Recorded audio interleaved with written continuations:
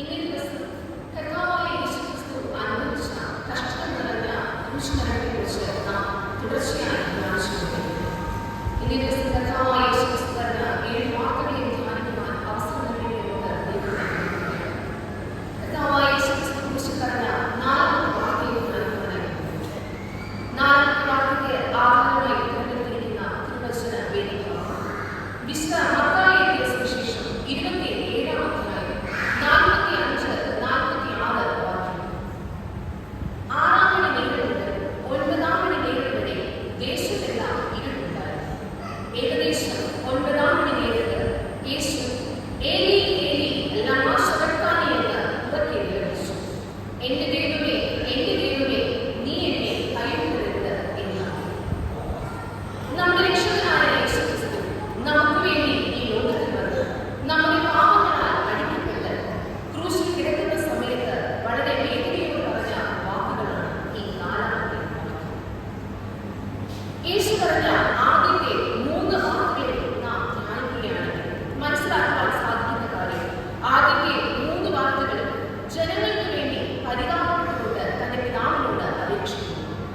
ആദ്യത്തെ വാക്ക് എന്തെന്നാൽ, പിതാവേ ഇവരോട് ക്ഷമിക്കണമേ എന്ന് ജനങ്ങൾക്ക് വേണ്ടി പിതാവിനോട് പറയുന്നു.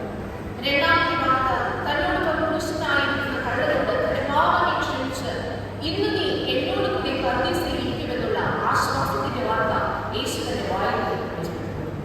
മൂന്നാമത്തെ വാർത്ത, തന്റെ പ്രിയ അമ്മയെ തന്നെ ശിഷ്യനെ ഏൽപ്പിച്ചുകൊണ്ട് ഇതാ നിന്റെ അമ്മ എന്ന് പറയുന്നു.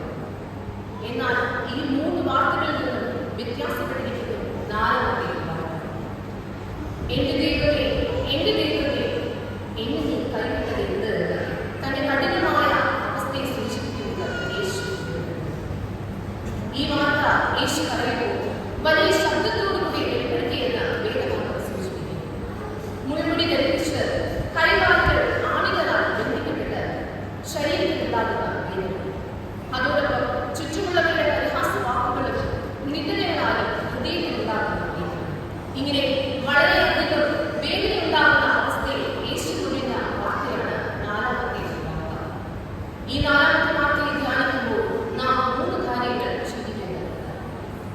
ഒന്നാമതായി, പിതാവിന്റെ മുഖം യേശുവിന് മറക്കപ്പെട്ടിരുന്നത് എന്തിന് എന്ന് നാം ചിന്തിക്കണം. പിതാവിന്റെ മുഖം യേശുവിന് എന്തിന് മറക്കപ്പെട്ടിരുന്നു?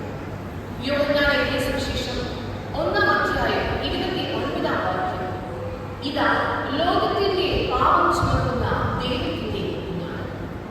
അതായത് കർത്താവായ യേശുക്രിസ്തു, രക്ഷകനായ യേശുക്രിസ്തു ഇപ്പോൾ ക്രൂശിലായിരിക്കുന്നത് ഈ ലോകത്തിന്റെ സകല പാപവും ചുമന്നുകൊണ്ടാണ്.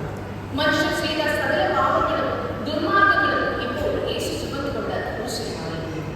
ആരാണ് പിതാവ് യേശുവിന് മുന്നിൽ മറക്കപ്പെട്ടിരുന്നതായി ലേവ്യാം പുസ്തകം 4-ാം അധ്യായം 1-ാം വാക്യം വായിക്കുമ്പോൾ, ഇസ്രായേൽ മക്കൾ പാപം ചെയ്യുമ്പോൾ അഭിഷിക്തനായ പുരോഹിതൻ തങ്ങളുടെ പാപത്തിന് ഏറ്റവിധം ഒരു കാളക്കിടാവിനെ സമാഗമനകൂടാരത്തിൽ കൊണ്ടുവന്ന് അതിന്റെ തലയിൽ കൈവച്ച് അതിനെ അറുക്കുകയാണ്. സകല പാപങ്ങളും ആ കാളക്കുട്ടിയുടെ മേൽ ചുമത്താം. ഇതൊരു പാപപരിഹരണ ബലിയായി കഴിക്കണമെന്ന് യഹോവ മോശെയോട് അരുളി ചെയ്തതായി നമുക്ക് വേദഭാഗത്തിൽ വായിക്കാൻ കഴിയും. ഇതുപോലെ തന്നെയാണ് മനുഷ്യപുത്രനായ യേശുക്രിസ്തു ക്രൂശിൽ കിടക്കുന്നത് സകല മനുഷ്യരുടെയും പാപങ്ങൾ ചുമന്നുകൊണ്ടാണ്.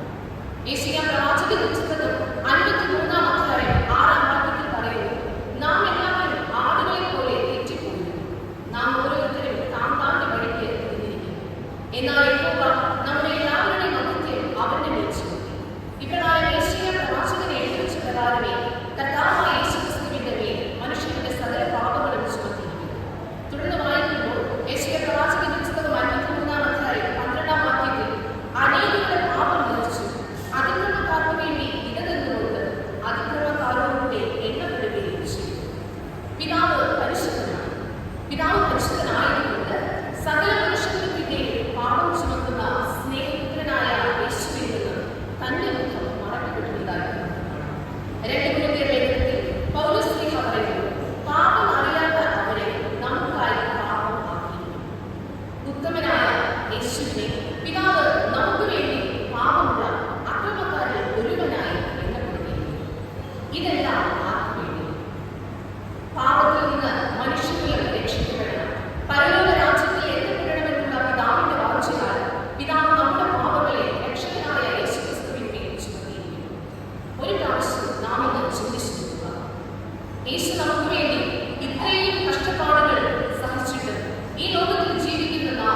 ഭൂമിയിൽ പാപപ്രവേശിച്ചു